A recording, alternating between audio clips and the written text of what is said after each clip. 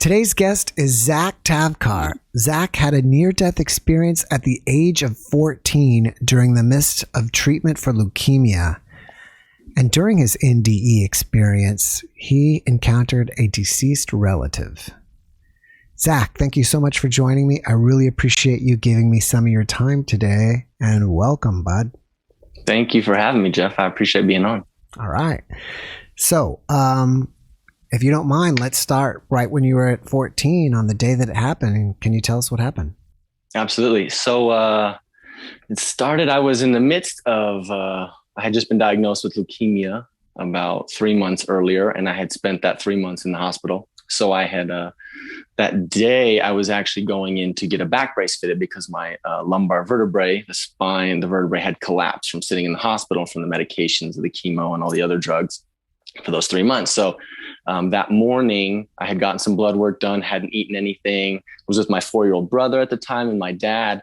And so it was about afternoon, maybe 11 o'clock, and went to get the back brace fitting at this, just a little outpatient center, just off a random street. And so I was just kind of standing there and I started getting a little fuzzy and a little dizzy.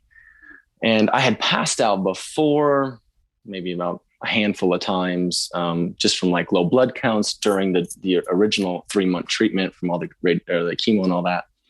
And so started getting fuzzier. My dad and the technician were talking. He was a real nice guy. I actually kind of looked and reminds me a lot of you, Jeff, like your demeanor. All right. And yeah, it's kind of funny. It was just weird. But so they were just chit chatting and I just started getting fuzzier and fuzzier. And I'm just kind of holding on to some bars while the guy's taking dimensions of my chest and, rib cage and all that so he can make the molding. And took about 30 minutes and just slowly kept getting fuzzier and fuzzier and, getting that tunnel kind of vision once you start getting, low blood sugar and all that. So we started walking out of the building and I just knew that I needed to get to my dad's truck. I just was just getting, my vision was just kind of coming in. And my dad was just trailing behind with my little brother talking to the technician. They were kind of joking and talking about music. And then I just kept moving. And so I got to my dad's truck and sat on the lip of the truck and just put my hands on my knees. And I could feel the blackness just coming. And I looked at my dad and he was about 30 yards away. And his eyes just you could see him just terrified. And I said, Dad, I'm going to pass. And all of a sudden I went black. And then as soon as I don't know what happened, but as soon as I realized it, I was in a white tunnel. And when I got there, I just was enamored by the only way to compare it is like it was like liquid, translucent, luminescent love moving around and through me. And, I just kind of got lost in that. And then I looked in front of me and I saw a black shadow figure that looked like it was wearing a trench coat. And I couldn't picture anyone's face. I couldn't see any face. It was just a black shadow, but I immediately felt that this was my grandpa who had died 7 years earlier. And so I just kind of stared off and I don't know if I was saying yards, maybe 20 yards away from me. And I just kind of stared off at him and we had this like inaudible communication. And all I remember him saying was, everything is going to be okay. You're going to be all right. You're going to be okay. And while in the midst of that, having that simultaneous, I don't even know, that liquid love, that peace, that serenity moving through me and around me. And in that moment, it didn't really matter what, we were communicating about. I knew there was more to it. I just didn't have any recollection of it at the time. And just was staring off while feeling this simultaneous penetration of love, of light, of divinity. And so I don't know how long I was there. I just existed out in front of me. And then all of a sudden, I sucked back out like I was coming through a black tunnel. And I started to hear, Zach, wake up. Zach, are you okay? Zach, are you okay? Zach, wake up, blah, blah, blah.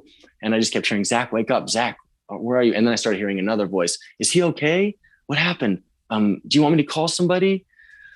And I couldn't move. I couldn't do anything. I was just totally numb. And my dad, finally my nervous system started coming back online. And I couldn't open my eyes. I couldn't move my body, but I could speak. And I said, I'm okay. I just can't move or open my eyes. And so I'm sure my dad, I can only feel as bad for him and my 4-year-old brother. Like, I look like I'm dying from all the chemo, and I'm a tenth of the person that I was. And then here I am passed out laying there. So the trauma that they went through, but bless their hearts. But anyways, I finally, my nervous system started coming back online and was able to open my eyes, wake up, and was fine. And I thought I had hit my head, and my dad had actually caught me in the midst of the fall. So I don't know how he got 30 yards away to me in that fall time, but he caught me right before I hit the ground, he said. So, which is pretty interesting in itself. But anyway, so we got back in the car, and this was my dad. The grandpa that I saw was my dad's dad. And so we got back in the car, and I was just, in that moment, I'm 14. I'd never heard of a tunnel. I'd never really experienced I haven't experienced anything like that. And just was trying to mull it over. So it lasted about a week, maybe 2 weeks. And I was just trying to figure it out. But I thought, I'm going to tell my dad. So I ended up just one day saying, hey, Dad, when I passed out, I ended up in a tunnel, and I explained to him what I explained to you. And he started freaking out. He kind of went from like, oh, my God, are you going to die? Like, is Grandpa coming to like help you transition? I was like, no, he said everything was going to be okay. Like that I was going to be all right. And so I told him about the trench coat and all that. And so, 2 months passed, and he just said, I found this picture, and it was my grandpa when he was younger, a little younger, about 50, because he died when he was 80. And it was him in a trench coat at the exact length that I'd seen so it's kind of validation that, I did have that experience, rather than me trying to, my 14-year-old self trying to rationalize what had just happened and figuring it out. It was just validation that, you had an experience, and you saw your grandpa, and everything's going to be okay. And it is. And here I am. Oh, that's great. Yeah. Had you just had a chemo treatment that day or the day before or something? No. So I had the treatment that what I had was that day I just had a random blood test because just to test, I had a chemotherapy treatment about 3 days before. And just to make sure, to see where my white blood count was, red blood count, all that, to see if I needed to hide, wear a mask, not go outside, et cetera, et cetera. So it was that I already had such low blood count. They had taken a lot out, and so I had passed out. And this was a common occurrence, I don't know, the whole 3 months previous, when I was doing a lot of chemo, ended up getting an infection, got a blood clot in the catheter that was sitting in my jugular and subclavian veins, all types of stuff for that whole 3 months. So I was just sitting in a hospital bed for 3 months, and just every time I'd stand up, sometimes I'd pass out. Wow. This is the first time I've ever heard any guest phrase it in the way you did, as a liquid like white area. And that's amazing. Yeah, it was. There's no word. I don't know how to explain. Mm-hmm. It was as if that which was outside of me was me, if that makes sense. But so it would move. It was almost like a wind, like a water, like we were the same density. We were the same vibration, and it was moving through me, as me, and around me. Could you say it's like being underwater in a pool? Exactly like that, except for the water is now moving through your skin and cells, and you can feel it in your body. That's how I experienced it. That's amazing. Yeah. So, did you ever talk to your dad and say, "Okay, I passed out. How long was I out for?" I asked him, and I was out for about 3 to 5 minutes, he said. But, Okay. in his panic, he was like, I have no idea, because all I could focus on was getting you back up. But I was about 3 to 5 minutes, which is pretty, when you usually pass out, you're less than a minute. So it was a little prolonged, but Right. it felt like an eternity when you're just kind of staring off it. I don't know. You just feel like you're in endlessness. How long do you think you had the experience for? Yeah. No idea. I don't know. It felt like a glimpse and an eternity. If that makes sense. I don't know how to explain that. It's what's the closest association? I don't know. It just feels like it's a brief moment, but also you're existing in endlessness. So it's this paradox of time. And instead of, you listen to a lot of other people talk about their NDEs and stuff. And I don't know if mine was an NDE, because I never really was pronounced dead. So we could have called an out of body, like a really close out of body or close near death. And, you hear people say, I didn't want to go back. I never really had that. I didn't think that I had, there was no awareness that it was my choice. If you know what I mean, if that makes sense. It was just that this was supposed to be, and it was just a brief visit. But in the moment, in the presence of it, it felt like a split second and 10,000 years. It's kind of like you took a brief step into eternity for a few minutes, experienced eternity, and then came back. Absolutely. Yeah. I don't think you have to be clinically dead to have an experience. Right. Thus the name near-death experience. Right. From what I've learned from these podcasts, that the younger you are, the easier it is to have the experience. And probably when you come close to death, it's easier for you to pop out of your body. Yes. Yeah. My first 2 times meditating when I was 19, I had out of body experiences as well, which almost cemented that experience even further for me. Really? In what way? Well, so my first experience was my very first time meditating, and I had read a book, and they just said, put a timer on for 15 minutes, sit relaxed, and then just count your breaths. And just as you breathe in, say in, out, out. And if anything pops in your mind, just let it go. And so I did. And I was sitting in my parents' lazy boy when I was 19. And so I just started breathing and saying in, out, in, out, in, out. And randomly my breath, without me doing anything, started getting more rapid. In, out, in, out, in, out, in, out. And then it started just naturally picking up even more. Just in, out, in, out, in, out, in, out. And then all of a sudden I breathed out really big. And then as I breathed in, I got as big as my house. And by this time, right, it was probably about 5 or 7 minutes in, I want to say, the meditation, my body was completely numb. Like I had no more feeling or sensation of my hands or my body at all. I just felt like I had a nose, or, like all I could feel was the breath moving in my nose, not my nose. And I exhaled and I inhaled and I became my house. And I exhaled and I inhaled and I became the city of Reno. And then I exhaled and I became the state, and I exhaled and I inhaled and I became the earth. And then I exhaled and I inhaled and I became the galaxy.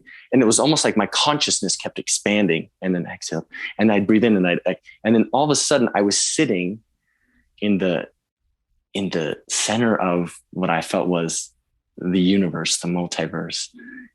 And I felt myself, because I had just grown from this little pea-sized human, as everything and nothing simultaneously.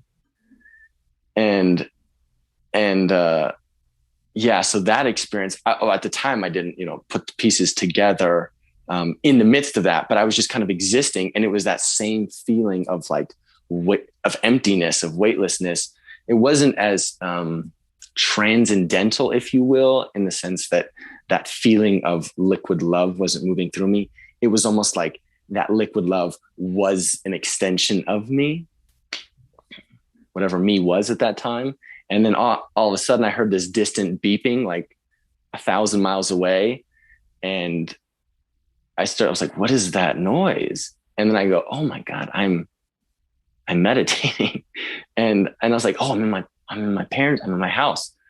And so all of it, I started becoming more aware that the beeping was happening, and my consciousness started coming back down, and it was shrinking just like it did as it had expanded, until I was sitting there in the lazy boy once again, fully numb, and I couldn't move my body. And the beeping finally ended, like, I don't know how many, 2 or 3 minutes later.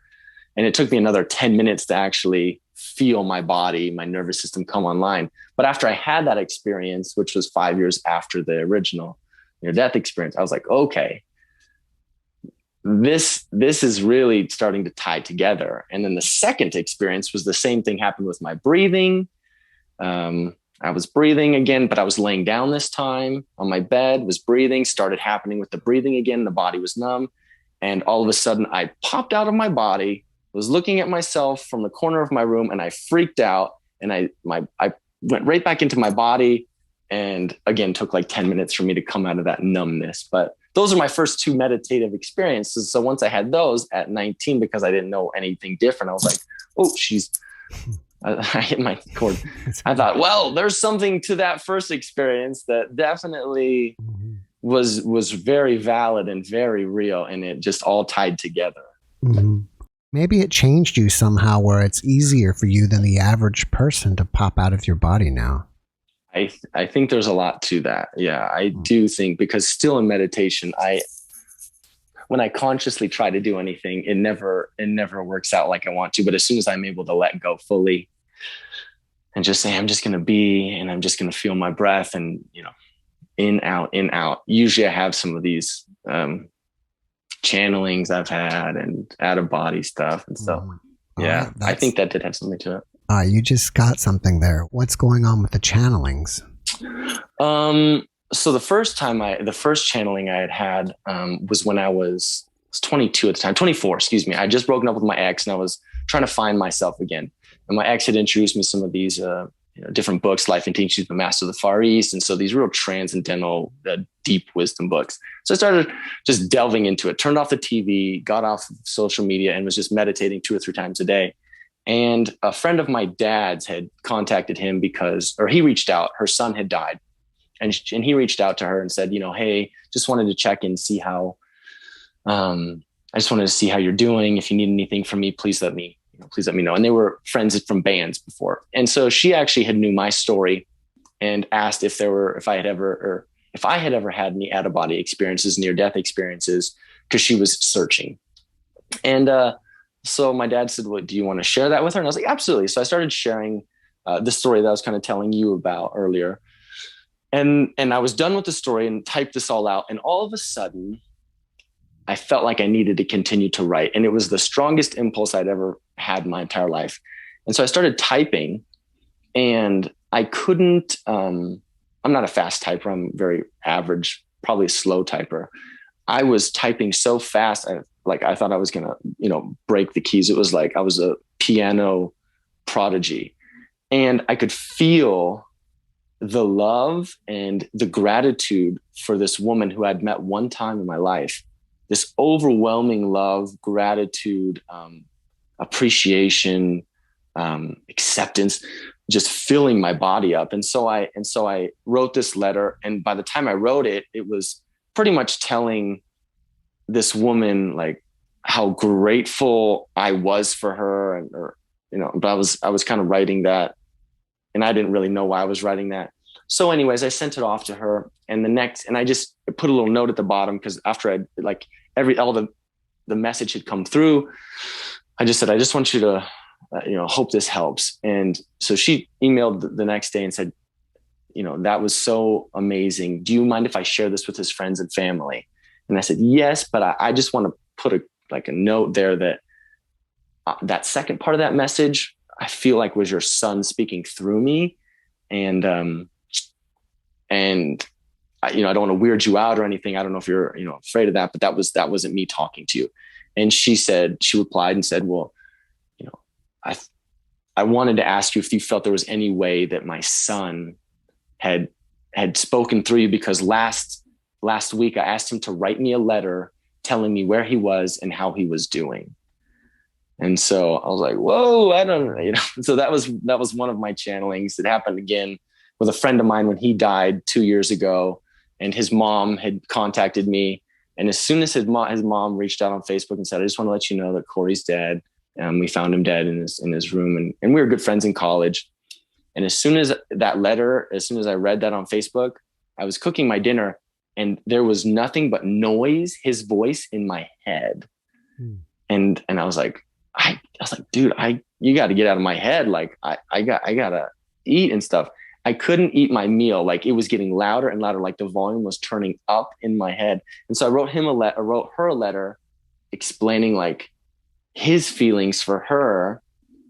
And then the noise, as soon as I wrote this long, long letter about, for her, she said, oh my God, that is perfect. Like that is exactly what I needed. That's what I was asking for.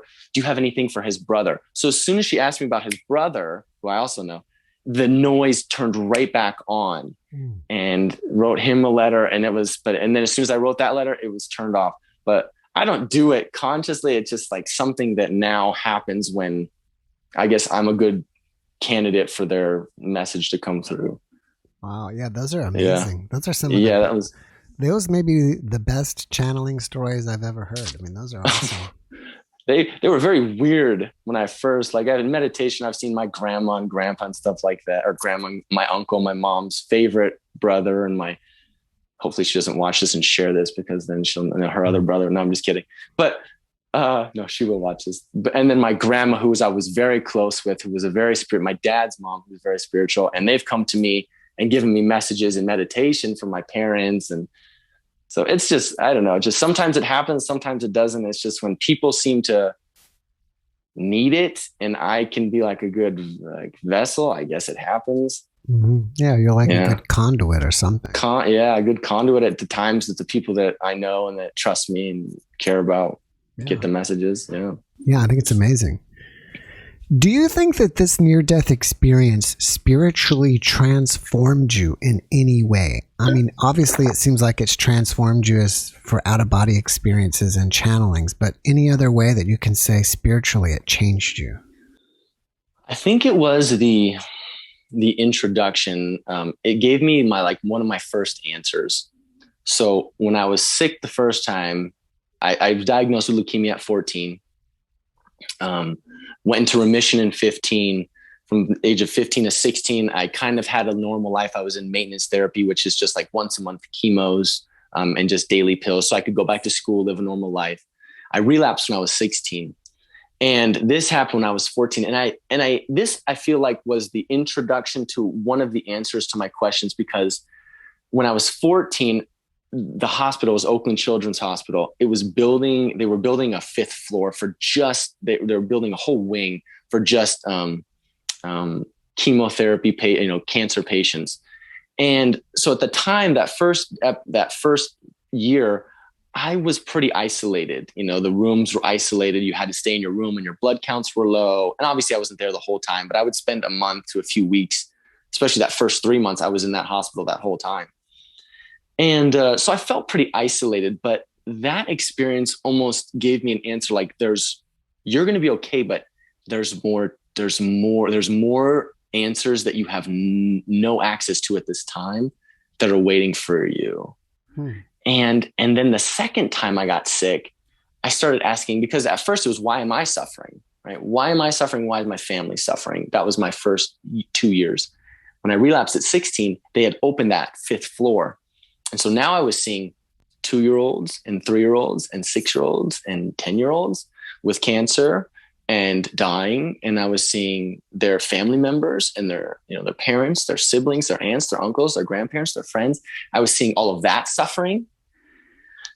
And I think there was something that opened in my consciousness, if you will, from that near-death experience, that made me question the reality of the nature of suffering.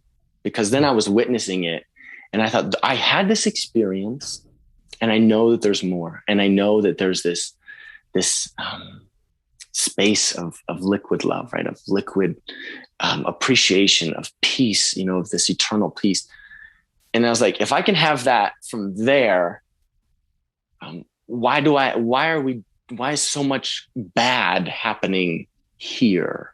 And I think as a result of that second experience, because then I ended up having to get a bone marrow transplant, I interacted with so many more kids, parents, everyone, even the nurses, the doctors, everyone. And I had a bit more awareness at the time, being 16, that it really made me, I think that deep questioning was the catalyst that had been, that pushed me forward to really delve deep into that first near-death experience and to seek the answers. How do I bring that here? How do I recognize that that's always there with me? After experiencing all this, what is your opinion on why are we suffering so much here? What is the point of it? My personal experience now, and based off of all these experiences, my personal opinion now after all these experiences would be, it's all part of the play. And the suffering, a story wouldn't be so fun if we didn't have that contrast. We don't go to watch a movie where people are just making money and having making money and having making money and having, we go to the movie to want to go through this emotional roller coaster. I want this person to succeed. Oh, and then something happens. And then they come out of the pits of despair. And then they gain this lover. Oh, and this lover, and then break apart. And then it's this game. And these experiences, especially like with the communication, with the channelings and all that, helped me really understand that every single person, when they leave, was so grateful for every single experience, bad, good, indifferent, because it helped them understand their life better, right? It helped them grow on a spiritual level. It helped them return to the source with more wisdom, with more knowledge, return everything to the source, right? And so they were returning with more wisdom, with more knowledge gained. And so I think my opinion would be the suffering is the catalyst to growing. You're never going to ask for riches if you're not impoverished. You're never going to ask for health if you never get sick. Never going to ask for a relationship, connection with another human being if you're never alone. If you're always with people. So it's that suffering is that contrast to deeper desire for growth, for expansion, for spiritual expansion. Yeah, I think that was amazing the way you put it. I think that was great. Thanks. Yeah. That's just me regurgitating a crap load of stuff. However, it was fantastic. And, Thanks. I think that some of my guests will say that to take it to the next level, that we choose all these sufferings before we even get here. We know what we're going to go through. Do you think that's true? So doing the hypnosis now and the quantum healing hypnosis, which is interesting, that's a big question for me because I've always battled with that. Like I always felt that even when I was young, I always felt that I chose this, but I was like, why the hell did I choose this kind of suffering? Like 7 years of suffering from the time I was 14 to finally when I was 21 and the doctor said, you can throw away your pills. Why would I choose that kind of suffering? And, but I did know like there was something about it for me that was like, no, you did this because you're an obstinate little shit and you want to create, you want to overcome, you want to make your story adventurous. And so doing the hypnosis on people when they're speaking with their higher self and their subconscious, asking them those questions for themselves, everyone always asks, why do I have this suffering? Why do I have this relationship? And it is because we have an idea rather than we have this outright, you're choosing this and this is how it's going to be. We choose our parents. Our parents choose us and we all decide how we're going to interrelate, how are you going to, okay, you're the parent, I'll be the son, you be the brother, you be the sister, you be the whatever. And then after that, you may have this idea or two about what could occur. Like in hypnosis, asking myself, and I did when somebody did it on me, that was one of my questions. Did I know that I was going to get cancer for sure? And my higher self's response was, there was a high possibility, but there was also a way out. And if Zach had learned the lesson soon enough, he could have prevented that. There was a high possibility, though, because if he was getting off his path, this was going to redirect him onto the path that he had intended coming in. And that really resonated because I felt that, but didn't really want to accept that at times. But when I did accept it, it kind of set me free, because it's like, well, I'm no longer the victim of my experience. I am now the victor, and this is what I've chosen. And I do have the opportunity to choose differently going forward. And, healing this, or being different in a relationship, or whatever I want. That's interesting. So what is the path now that you're supposed to be on? My path that I'm supposed to be on is to find that space within myself that is that divinity that I experienced in the NDE. So it's finding that, and once found, which I feel like at times I do have, sharing that and having my candle lit and lighting the other candles of those, as many other candles as I can, because it doesn't diminish my candle's light by lighting others. So that's my purpose, is to share these kind of stories, share my experiences, and hopefully help others come to that place of peace and understanding and love of each other and of themselves. All right, I'm going to ask you maybe a crazy question here, but I like crazy questions. All right, so why would you want to be helping people remember where they're from, or whatever you were just saying, remember that their existence, if they're supposed to be here and suffering, is part of the game? Because you're playing the game knowing the rules now. So in knowing this, it doesn't diminish the fact that I still get annoyed at my clients when they're constantly talking about politics, which are very superficial at times. It doesn't hinder the fact that I still get frustrated driving my car and get a little road ragey. It doesn't diminish the fact that I still am afraid and fearful of times. But what it does mean is that I get to play the game with the awareness that this fear means something, and that beyond this fear is more. And that I have every moment I can tap into that at any moment in time. So I still get to play the game. I'm just not playing it with blinders on now. I get to experience it freely, openly, and have that contrast. Like, let's say 6 months ago, I thought I had relapsed. I started getting really sick in June, weak, tired, fatigued, just all the symptoms that I had when I was 14 and when I was 16, when I was sick. And I just freaked out. And I thought I had dealt with all that. It was actually right when I'd finished writing the main component of my book, which was I was just telling my whole story. So I finished the story on Tuesday. Thursday, I started feeling like I was relapsing, and I panicked. And my wife was like, "It's okay. I don't think you're not, something's going on with your body." And I was thinking, okay, maybe it's some ascension sickness, something like that, which, vibration, my body's changing. I'm having these symptoms, but it wasn't going away like things in the past had. So I was like, I need to go get a blood draw to test what's going on. Got a blood draw and had to wait 2 days. And that 2 days I was just freaked out, just scared to death. And even knowing all these things, I was trying to remind myself, it's okay, Zach. If something does happen, it's okay. Everything's okay. But also this human part of me wants to go, well, I want to spend more time with my wife. I want to spend more time with my parents, my brothers, my dog. I want to give more. I want to experience more of this reality.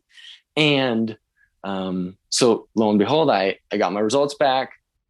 Everything was perfect. Everything was fine. I got in my car and started listening to Trevor Hall. If you want to, it's a great song. You Can't Rush Your Healing.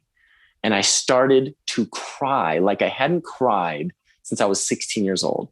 Just tears, just this fear, this overwhelming fear had filled me for a week. And finally, it was like this outlet.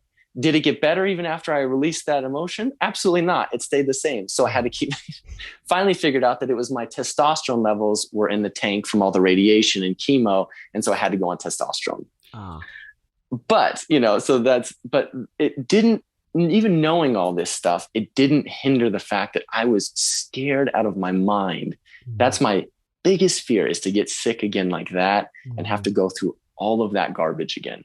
Right. I totally get that. Yeah. So it was just kind of like, even though I think I figured out, and I used to tease my wife like, oh, I'm enlightened, blah, blah, blah, blah, blah, and she's like, jokingly, but I was like, maybe I am pretty close there. Maybe I'm getting it. Maybe I'm on the verge of that. And here's this test showing up like, are you as awakened as you think you are? Are you as free from fear of this experience as you think you are? And obviously the answer to that was no. And so that humbled me beyond belief. Wow. It's a very amazing story. Yeah. So I understand you were afraid of going through all that stuff again, and who wouldn't be?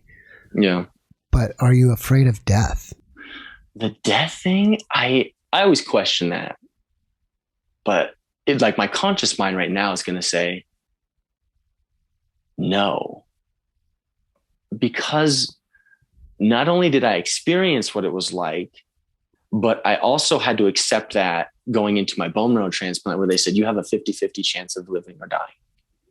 Got a 50-50 chance. So you have to accept that the possibility of death is imminent. And so I remember I used to, before that transplant, I had nothing to do. I wasn't going to school. I was just exercising all the time. And when I wasn't exercising, I would just look in the mirror and I would say, are you okay with dying? Like, it was weird. I would just have these weird mirror conversations. And then one day I just looked and I was like, yes, like I'm okay with it. Like, it's not the death part that's bad. It's not it's the selfish leaving of this reality. It's the once that unexpected disappears, which is, to me, it was literally like getting up out of a chair and sitting in a different one. It was as simple as that. Some people have the different experiences, but for me personally, it was, I got up out of a chair and I sat in a different one. I was living and then I was there. It was a blink of an eye. And so for me, that's not the scary part. It's just the selfish. I want to experience more time with the people that I love. And I want to experience more of the beauty that this reality, that this world has to offer. But the death component is not a fear of mine. Right. And I wouldn't consider that selfish, though. Yeah, that's true. That's why we're here, right? Right. It's part of the ride. Yeah. So you had mentioned earlier about choosing who's going to be the parent, who's going to be the sibling. So do you believe in soul groups then? 100%. 100%. And 100%. have you confirmed that in hypnotherapy?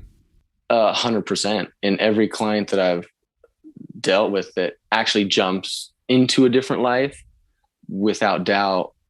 Like when I first got with my wife, when we started dating and we started being intimate, I felt this weird, like she was the masculine, energy, but she's very feminine. And I think of myself as, I do think of myself as a masculine presence. I try to be balanced, but I do feel that I have that, that masculine presence. And so when we were in the, being intimate, I was like, what in the heck is going on here? Like, I felt like, kind of like I should open myself up and, just very feminine flowing. And so in my hypnosis session, I asked that, and they were like, oh yeah, they've been together plenty of times in different male, female. But it was funny because the past life that I jumped into in my own personal hypnosis under was her and I together, but she was the female and I was the male. But it was just kind of interesting that we've had all these different experiences, and, mothers being a husband, a father being a daughter, it's the relationships are just, it's so interesting when I start like listening to these people's stories. I'm like, wow, okay, that's cool. How do you think people find each other? Like, okay, you and your wife have been together before, but how do you finally find each other? That's such a good question. I don't know. I don't know. I think there's a vibrational, well, without a doubt, there's a vibrational signature that we all have, right? Law of attraction. And we have this vibrational frequency. We know it when we walk into a room and somebody's, nasty. You can feel that, like, ooh, I don't want to talk. Or you can feel somebody come in with an open heart. You're like, ooh, who's that person? Like, they're lighting up the room. So there's that vibrational signature. And that's one thing that that's kind of talked about with when I'm, hypnotizing people is, you agree to meet, you have meeting points, and you kind of agree to meet at certain points. And based on those points, you'll either choose to stay together or you won't, which is kind of cool. And I like that theory. But I think when, in my personal opinion, when you're ready vibrationally, when you're ready in your heart, or when you're needing that other person's vibration to kind of maybe help you at the time, or if you're just perfect, like in a healthy relationship, 1 + 1 = 3. So you're whole, that other person's whole, and together, you come together and make that third whole relationship. But in regards to friendships, in regards to, all that stuff, I think that's just kind of a meeting point, and you either choose where you are in your life to stay there or not. Like my wife and I were the same age, went to the same college, for 4 years, and I never saw her. So how many times in life I always say, like, when I die, I want to review my life, and I want to look at all the times that we walked past each other on campus, and like see how many times we missed each other, and we could have met at any time, but we decided to meet. And I think part of that also is once we clarify our desires, once we clarify our asking, right? What do I clearly want? Because you'll get what you want. We get what we want, and we get, maybe not always consciously, because we're so focused on something else, but we get what we're paying attention to. And so if I know who I am and I know what I'm looking for, then that's going to show up to me. When I get a blue car and I've never seen a blue car before, 10,000 blue cars start showing up. Right. I start seeing it. So it's just clarifying what we want, but most of us just don't clarify that. And we're kind of running off of what we've seen. I've seen this, I've experienced this, so I'm going to manifest this again. Right. I think that's a component as well. Have you ever had any one of your hypnotherapy colleagues hypnotize you through your near-death experience and see if you pick up anything else? That's funny that showed up, because that was one of my questions. And when I went back into when same session, but it's, their long sessions are about out. Mine was about 2.5 hours. Usually you're not supposed to go over an hour and a half, but I was fine underneath. And so that was one of my questions. Did I actually see my grandpa? Because I knew, like, it was him. I just needed validation. And when the hypnotist, when she asked the question, I got this clear image of my grandpa's face in my head. That it was him. It was just at the time, my conscious mind wasn't ready to receive that kind of input. So when I was when I was out, I actually had seen him clearly. But then when I came back out, my conscious mind was trying to put the puzzle piece together, repixelate it. But it was very clear, and he was young, and he was smiling. He was like 30 years old. He was smiling. And we talked about more than just that, but that was the thing that I needed to remember at the time, was, you're going to be okay. Everything's going to be okay. Everything is all right. And so that was what I needed at the time. And then when I was under the hypnosis, there wasn't much more that my higher self wanted to discuss, like that would show up later. But it was, I have a deeper purpose, a bigger purpose. So I can't, I'm not supposed to leave. And that this is just an experience to set me on the track for where I'm supposed to go. So do you feel like your cancer was more a wake up to get you back on track, or just something that you needed to suffer through to help you use that experience further on in life? Both. Yes. Both. So I think how I've rationalized it and what's come to me through meditation, through my heart, is both. It was to get me back on track and remind me of who I am. But it was also to remind me, I didn't realize I had the ability to impact people like I did until the second time I got sick. And I became like Jim Carrey in the hospital wing, and, being the oldest there and making jokes and making the kids smile and putting on a karaoke night and singing, Faithfully, or no, what was it? Open Arms, Journey. And just, and making everyone like, I didn't realize I had that capability until that whole experience, like seeing, I could dress up I have pictures of me dressing up in a pink Cinderella dress for one of the little girls. And she was feeling so sick, but she came out of her room and she was laughing. So I didn't, it was a reminder to me like, hey, you have more to offer than just, what you think you have to offer. And so it's kind of reawakening those gifts, I feel like. And then also teaching me that life, there's suffering happens, and that's part of the ride. And without that ride, I wouldn't be able to see the beauty in feeling healthy and happy and, spending those little moments with my wife and my parents and my dog and, friends and things like that, like really being grateful for those moments and those little things. Mm-hmm. So that my experience can be more expansive and more fulfilling. Mm. And then hopefully remind others that's possible too for them. It's just usually words. I like the Abraham Hicks says, words don't teach, only life experience teaches. And, it's true. Watching the roller coaster is one thing. Getting on the roller coaster is another thing. Yeah.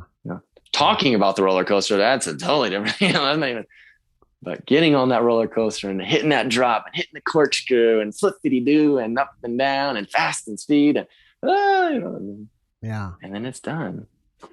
All right, Zach, I'm going to switch gears on you here. Cool. Do you have a website? I do have a website. It's my name. It's www.zachtavcar.com. All right. Well, you're working on a book. I'm working on a book. It's been in the works for a long. Any idea when you're going to finish it? My goal is to edit it and have it finished by this. It was to have it finished by my birthday, but then all that stuff happened with my health and that just kind of threw me for a tailwind. Mm-hmm. So now that I'm in the groove and I'm back on track, I'm really hoping that it's going to be by the end of this year and have it edited and self-published, or maybe send it to a publisher and see if they'll pick up on it. Cool. Yeah. Maybe it just gave you another chapter for your book. Yeah. I think that's probably what it was. Like, I think you're right. I need to add that this whole last 6 months. Yeah. All right. Are you working on any other projects right now that you want us to know about? Oh, I wish I was, I wish I had something fun to share. These podcasts, usually somebody has something good to share, but no, just the book. That's it. Just the project is living gratefully and living as freely as I can. All right. Is there anything else I can plug for you? I mean, on your website, what are you doing on your website? Why would somebody go there? Well, it's dedicated to my 9-to-5 job, which is a personal trainer, exercise physiologist, and life coaching. But I do the hypnosis sessions, so that's on my website, explaining what they entail, how long they are, et cetera, et cetera. Those are kind of fun. I can do those online as well as in person. Can you really do that like through Zoom? Can you really get someone to relax enough where they can go through it? Absolutely. Oh, wow. Yeah, it's pretty. Yeah, it's a pretty cool little technique. It was developed by Dolores Cannon, who is she's written books on, you should definitely check her out, like UFOs and stuff. But she started in the 60s with her husband, who was a military guy. And she just developed this technique and she used it for the last 50 years until she died. Now her daughter, Julia Cannon, takes over. And but yeah, they do. The technique is great, and it allows people to. That's supposed to be done in person. I also have a Beyond Quantum Healing, which you can do online, but it's a similar technique.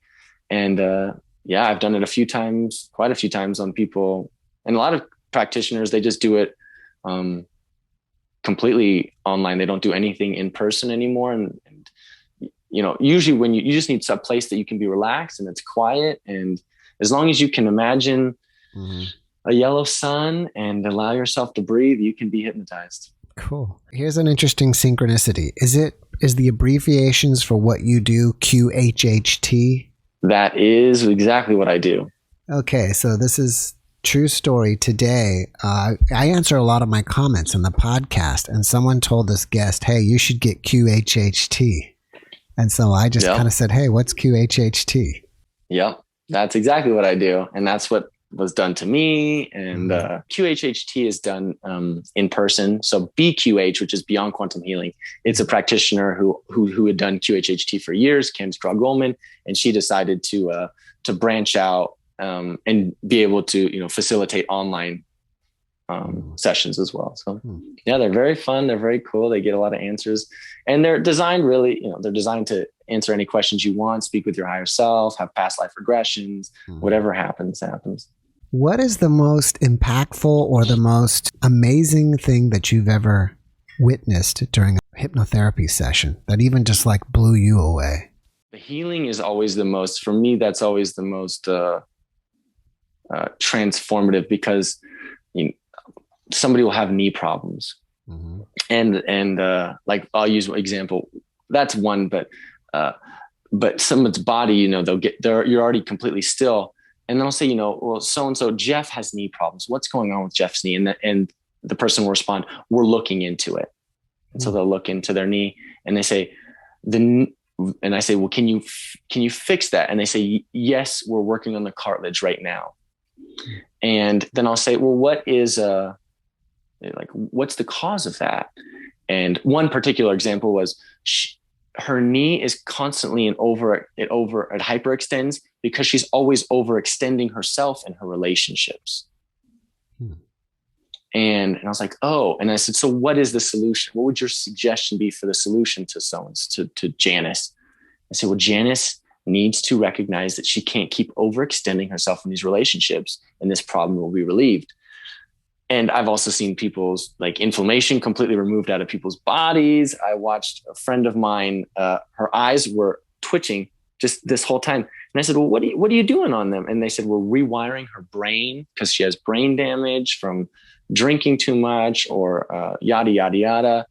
And all types of stuff. Some people have said, like Dolores Cannon said, she's seen cancer regenerate or healed, all types of stuff. But as soon as the person comes out, I say, well, how's your knee feel? Or how does your this feel? Or how does your that feel? How do your eyes feel? And I say, I didn't even realize I feel fine. Like I feel great. Wow, that's incredible. So it's really transformative for that healing component. And then just the fun part about, past lives and stuff, and seeing the relationship between people's past circumstances and their current lives and how they continue that cycle until they repair it within themselves. They know what they need to do, but getting that guidance from yourself, from a third person perspective, I would say, well, what should Jeff be doing? And you would say, well, we suggest Jeff does da da da da da da da. So it's kind of, it's fascinating having your own voice speaking about you in third person. And it's just very transformative and very fun to be a part of. Yeah, it does sound fun. Why is it that they're speaking we? Sometimes it's I, sometimes it's we. Usually it's a collective. So the subconscious is not individual identity. It's oftentimes a collective. They recognize themselves not as separate, but as we. So it would be like your higher self, your subconscious, speaking about you, but resonating with the entire ether, right? The entire source consciousness, but speaking as an extension of that source consciousness for you, your individual guide, your higher self, your whatever angel, whatever. Have you ever followed up with any of these people who've had healing and seen and, said, hey, are you still okay? Yes. Is your symptoms still resolved? Excuse me. And if I'm totally honest, after about 6 weeks, if the person has not, and I don't know why 6 weeks is the mark, because usually I'm just following up with them every 4 to 6 weeks. By about the 6 week mark, 6 to 8 weeks, if they have not taken the suggestions that were given to them by their higher self, usually the symptoms return. So they're good for 6 to 8 weeks, but they just fall back into their patterns of vibration, right? Interesting. And so their body, because usually with the higher self, the subconscious will say is, our last resort to get your attention is through physical pain. So we're trying to give you messages, but you're not listening.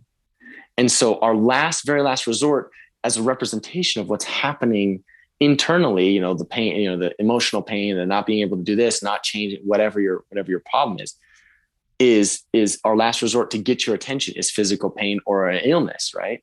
And the way to heal that illness is by dealing with whatever that emotional pain or psychological pain or irritation is. Mm-hmm. And they give them suggestions on what to do. But if people don't follow the suggestions and take them into account, the pain comes back or the whatever illness comes back. Do you ever find that when you have someone under therapy and they have a certain problem now, and then you discovered, okay, in a past life, this happened to you, and so that's why you're still experiencing the pain now, and once they realize what happened to them in the previous life, finishes it for them, and then they don't have the problem anymore?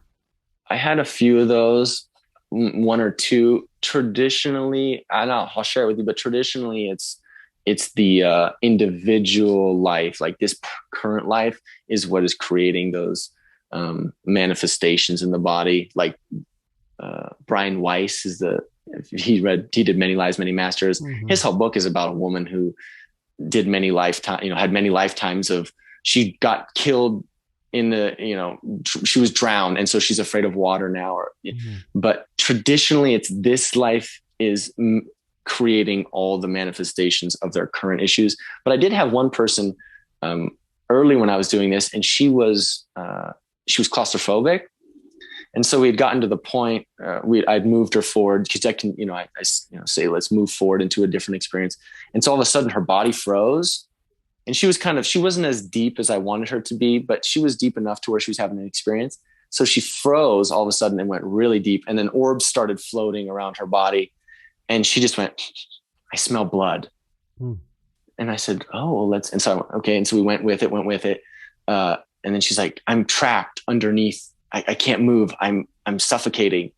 And I said, well, let's move away. So I'm kind of guiding her, and come to find out she was in World War II, or World War I. She was in a trench, and a bomb had gone off, and she was being suffocated to death by the other soldiers, her friends who had died, and they were just laying on top of her. And so it was, I thought, wow, that's incredible. But 3 days later, she actually emailed me and she said, hey, Zach, were you wearing Old Spice? And I was like, no, I don't wear Old Spice. I wear like a baking soda deodorant. And she goes, oh, because I just cannot get the smell of Old Spice out of my nose. And I said, well, maybe there's something to that. Let's say, maybe something will pop up. So 2 days later, she sent me a little clip from like World War I or World War II. And it was a Old Spice commercial. And it says, Old Spice, no soldier leaves home without it. And so it was like her getting this validation that, oh yeah, this was your experience. And this is relating to the claustrophobia that you're feeling and that you're experiencing. And she had also had experiences in this life with that, but that was like, it seemed to be the overwhelming experience that led to her current claustrophobia. Wow. That's pretty cool. Yeah. Yeah. So it was pretty, and there's been a few other ones, but they're much more related to their current life situation and the manifestations that arise out of that than the other ones. Yeah. When you're under hypnotherapy, let's just say if you were a person, how does a person who's receiving the treatment, do they ever feel like, am I just imagining this, or this is real? Do they have those questions going through their mind? And absolutely. And what do you tell them when they say that to you, if they do? I tell them to just keep going with the storyline, or I tell them to just keep explaining to me, because what it is it's, in my experience, is a deep, deep meditation. It's getting you into a theta brainwave frequency. So you have your beta, your awake brainwave frequencies. You have your alpha, which is when you close your eyes for bed, you're relaxing. Theta is this right before sleep. You're in this space between awake and sleep. And then you have your delta, your sleep state. And then I think gamma is the fifth one, which is like super deep. But the whole process of this technique of meditation or of hypnosis is to get you into that theta frequency. So to help you relax to the place where you're in that between dream and between awake state.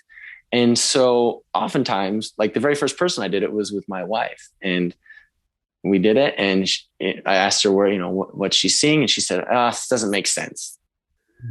And Dolores Cannon would say, that's Mr. Stupid getting in the way. And so I'd say, okay. So I tried to move her away, relax her more. And this again was my very first time trying. So I'm like fresh out of the boat. I'm just trying to figure this out. I'm like, I don't know where to go from here. And so finally I just had to take her out because it wasn't working. She was thinking too much. She's like, it just doesn't make sense. I'm thinking of a table, but that was from earlier today and blah, blah, blah, blah. So I was like, okay, let's come out. So I brought her out. I was like, let's try it again in a few hours. So we tried it again. And she explained to me, she goes, well, I saw something, but it didn't make any sense. So I said, well, okay, next time just go with it. Just tell me what you're seeing or what you're hearing or what you're sensing. And the imagery will clear up as you go. And it'll become a very clear storyline. And sure as could be, we went and did it again. And she saw this exact same thing. And she said, as soon as I started explaining it, the picture became very real. And it was almost like she delved deeper into the experience. And she was seeing it, all of a sudden this meal that she had before her wasn't that meal. It was a different meal. And her boots were just subtly different. So things will change like that if somebody's not relaxed enough.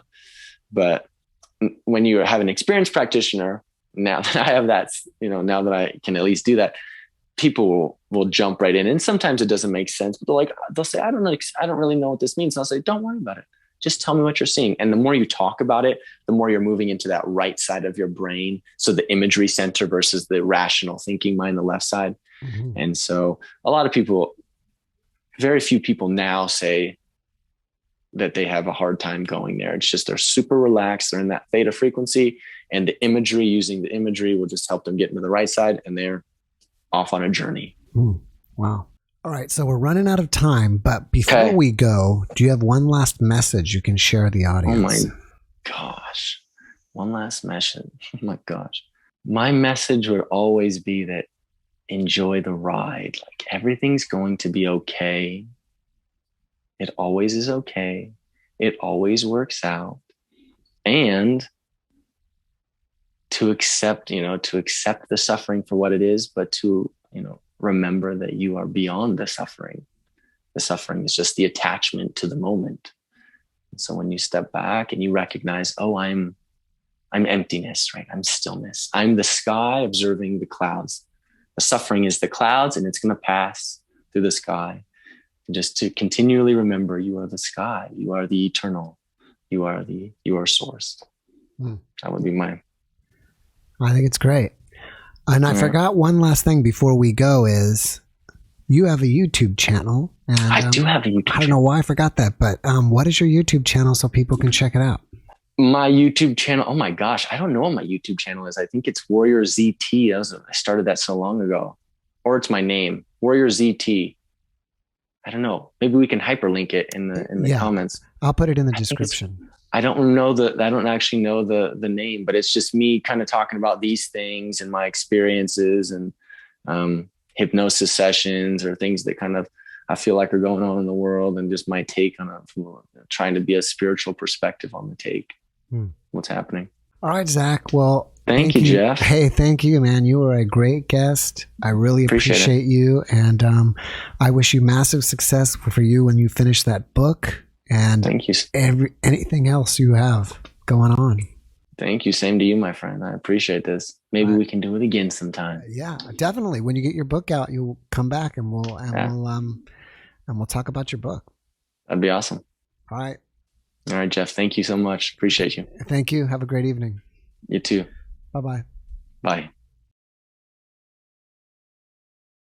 Thanks for watching the JeffMara podcast. I really appreciate you. Another way to show support is through YouTube memberships. And if you do, there are loyalty badges and other perks depending on your level of membership. All you need to do is click the join button underneath the video to find out more. Thank you for your support.